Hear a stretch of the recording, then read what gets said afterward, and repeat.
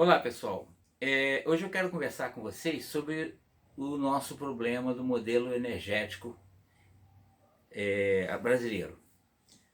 Bom, o modelo energético que nós temos atualmente no Brasil é um modelo que foi criado na época da ditadura e que está muito mais para megalomaníaco, que era uma característica do regime militar, do que preocupado realmente com soluções.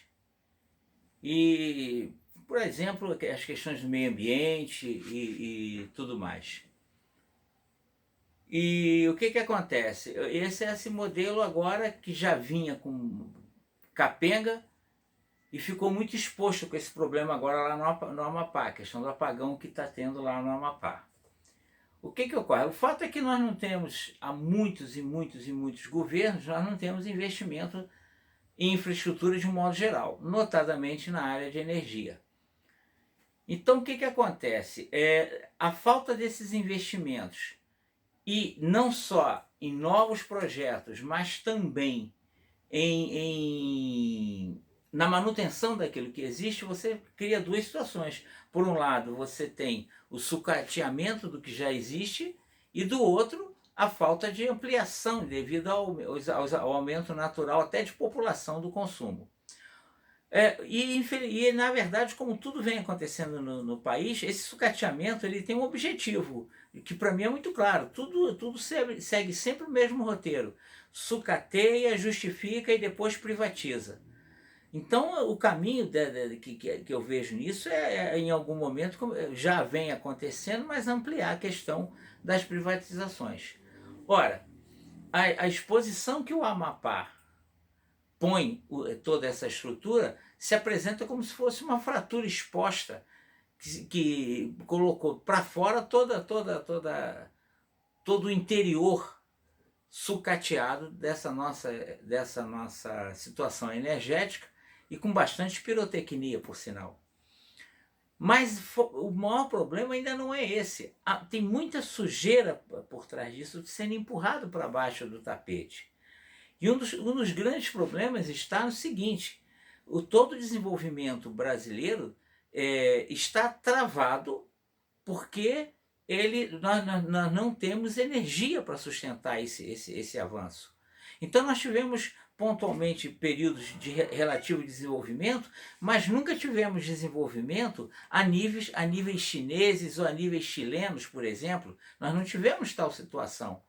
Por quê? Por que durante todo o período que a economia brasileira foi bem, no governo do PT e tal, por que ele realmente nunca atingiu metade dos valores que costuma atingir o período de desenvolvimento grande chileno, os recordes chineses? Porque não há energia. Dependeria de uma evolução no processo industrial brasileiro. E nós não temos energia para botar a indústria para funcionar. O modelo que ainda temos, que é a herança da ditadura, de enormes usinas hidrelétricas, esse modelo quebrou. Por que ele quebrou? Ele quebrou porque ele é caro, ele é lento, iniciativa privada não tem interesse porque o tempo de maturação de um projeto desse é muito longo, depende de investimento estatal e os governos ao longo de todo esse tempo não tiveram interesse em ampliar essa situação. Então veja bem, para um país que nós temos finanças não só pandêmicas, mas e após décadas dos estupros coletivos de maior ou menor número de participantes, de corrupção e maus projetos, como é que você pode esperar que tenhamos um governo investindo nessa área de infraestrutura? Se esse modelo de grandes hidrelétricas ele sucumbiu, por que não mudá-lo? E o maior problema nesse momento seriam as barreiras regulatórias e legais, que precisam ser derrubadas em sua quase totalidade. Teríamos que repensar toda uma estrutura legal e regulatória da estrutura da questão energética brasileira. Nós temos aí pontualmente uma flexibilização para o uso da energia fotovoltaica, mas Por que não liberar de vez a energia fotovoltaica? Qual é o problema de você ter as casas todas de quem pode, evidentemente, mas isso com a popularização, com a massificação, popularizaria o uso disso, todos os telhados lotados de energia fotovoltaica. Qual é o problema disso? Por que você tem que cumprir regras ditadas pelas empresas que têm interesse em não te permitir usar a energia fotovoltaica, que são as próprias empresas que controlam a distribuição energética? É evidente que isso aí tem um jogo de interesse, é por isso que eu falo de muita sujeira para debaixo do tapete, que ninguém está discutindo isso.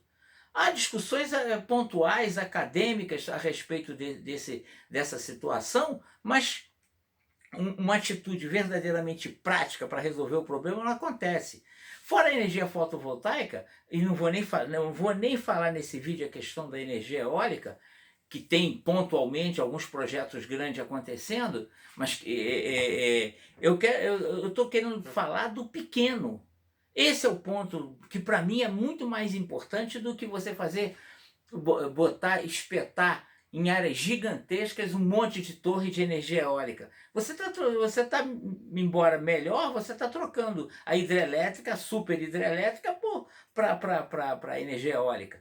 Eu não quero falar disso, eu quero falar, por exemplo, que você pegar regiões de serranas ou de planalto, em que você tem uma quantidade enorme de quedas d'água, com potencial hidrelétrico, sem precisar comprometer o ambiente, você não precisa fazer reservatório, você não precisa fazer nisso, usando a própria queda d'água, e proliferar, simplificar para que todo mundo que tem oportunidade, todos os proprietários de espaços que tenham uma queda suficiente para gerar energia elétrica, que eles façam a sua geração em micro-usinas hidrelétricas. Qual é o problema disso? Por que essa coisa? Ele beneficiaria ele, e se ele tivesse sobra, ainda poderia beneficiar vizinhos. O grande problema disso é que vão vir com a conversa fiada de que vai quebrar as distribuidoras. Vai quebrar ninguém, gente. O déficit energético brasileiro é tão grande que não vai quebrar ninguém. O que vai acontecer, sim, é começar a ter uma sobra energética que permita, por exemplo, resgatar o parque industrial no estado do Rio de Janeiro, que deixou de existir, ele não está capenga, ele deixou de existir. E eu não estou falando só de setor que realmente era uma movimentação grande, o setor naval, não. Eu estou falando geral. O parque industrial, você passa na rodovia Washington Luiz, aquilo tem galpões vazios de ponta a ponta. Galpões enormes, estruturas enormes que simplesmente foram abandonadas. Estão lá, Deus dará, não tem nada lá dentro. Mas isso você vai ver a mesma coisa se você percorrer a Avenida Brasil, indo para aquelas regiões de Fazenda, Botafogo, você vai cansar de ver galpão vazio. E não adianta querer, mesmo que viesse um boom industrial, e precisa desse boom, como é que você vai gerar energia? Por que ao invés de ficar queimando inutilmente gás nas refinarias de petróleo, porque não tem o que fazer com aquele gás, por que então não libera o uso de pequenas termoelétricas a gás? Qual é o lucro ambiental que você tem, você queimar ele inutilmente numa refinaria e proibir uma indústria de gerar sua própria energia elétrica a partir de gás? Qual o problema disso? Agora, isso tudo tem que estar na mão de quem, não é nem estatal, é na mão de quem vai usar. Quem vai usar? Iniciativa privada, aí no caso, é quem vai usar. No momento que eu monto uma indústria, eu já monto lá a minha usinazinha movida a gás, ou movida ou se dependendo de onde eu estiver, uma micro-usina hidrelétrica. Barganho! Eu tenho uma micro-usina numa região serrana, mas minha indústria está na Baixada, não tem problema. Eu gero a energia lá, entrego para a distribuidora me entrega a mesma quantidade de energia que eu entregar, ela me entrega na minha empresa. Simples e fácil. A verdade é que não tem interesse, é disposição, vontade, tá? Então o que acontece?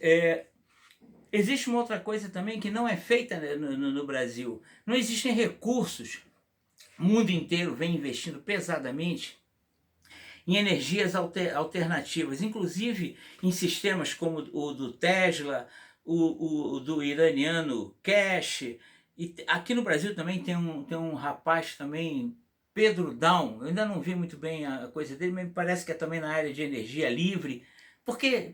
Porque são energia livre, o sistema de preço desse pessoal é todo para ser de graça, custo zero, é por isso? Porque isso não atende interesse dos apadrinhados? Esse é que é o problema, tá? Então veja bem, nossos índices de desenvolvimento vão continuar abaixo de 20% da média mundial se nós continuarmos utilizando essa estrutura energética. Ou se repensa a energia hidrelétrica, ou vamos continuar aqui no Brasil discutindo as eleições americanas. Isso é deprimente.